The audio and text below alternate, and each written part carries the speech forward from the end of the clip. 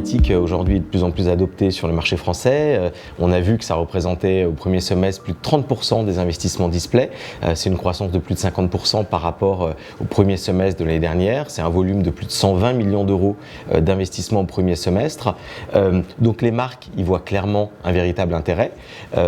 Toutefois, nous avons quand même réalisé une étude auprès du marché, des agences, des annonceurs, pour essayer de comprendre quelles étaient les attentes et puis également les freins aujourd'hui relatifs au programmatique. Ce qui en ressort, c'est essentiellement un flou sur ce marché et c'est notre rôle en tant que partenaire programmatique de pouvoir répondre à ces questions et de pouvoir accompagner les annonceurs pour une meilleure utilisation et également une meilleure compréhension du programmatique. Donc on a mis en place des sessions de formation que l'on appelle la Real Time Academy. Donc c'est un programme de formation qui a été audité et certifié par l'IAB UK, qu'on va également déployer désormais en France à partir de la rentrée. Certaines sessions sont déjà prévues et l'objectif, c'est réellement de pouvoir expliquer les bases du programmatique à la fois aux annonceurs et aux agences pour qu'ils puissent mieux appréhender ces sujets-là et qu'ils puissent pleinement participer à l'essor du programmatique.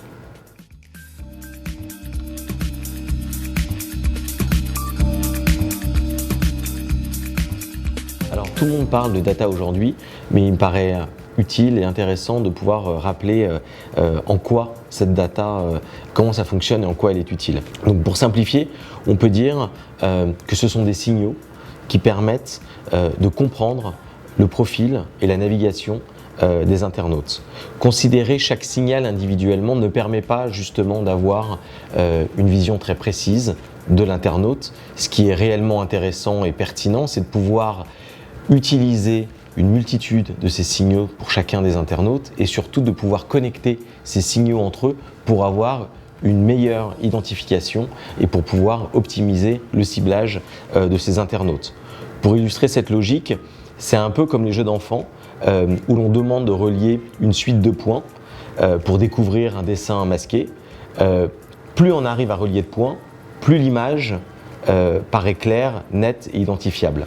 Pour bien identifier les prospects, il faut avoir un maximum d'informations sur l'internaute, sur son parcours de navigation. On va analyser ce parcours de navigation, on va le comparer avec l'ensemble des autres internautes pour trouver les profils les plus semblables, les profils jumeaux, et ainsi pouvoir le cibler en RTB afin de pouvoir optimiser l'acquisition de nouveaux clients.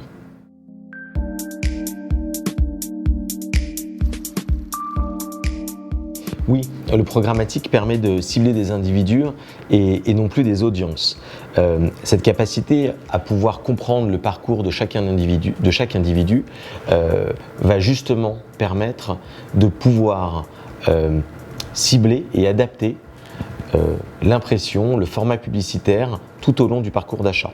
Donc l'automatisation de ces achats, grâce à des algorithmes, va permettre également une meilleure allocation budgétaire sur les impressions, les environnements les plus efficaces.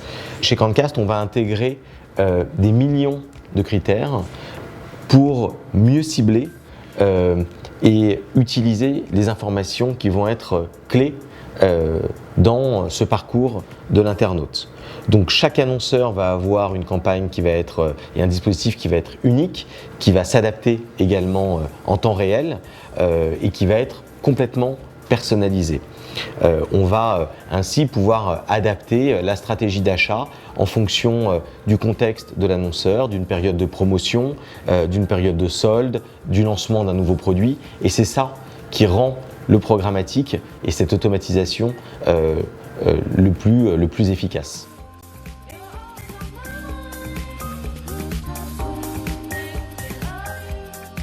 Alors, le premier enjeu, c'est un enjeu d'attribution.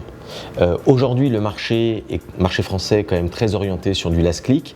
C'est un sujet qui est en train d'évoluer et de plus en plus d'annonceurs intègrent désormais ou veulent intégrer de plus en plus la partie prospection.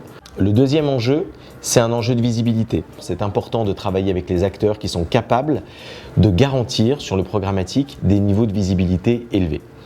Le troisième enjeu, c'est un enjeu de multi-support. et de cross-device. Le mobile devient un véritable levier d'acquisition et doit être intégré de façon assez logique dans les dispositifs d'acquisition digitaux.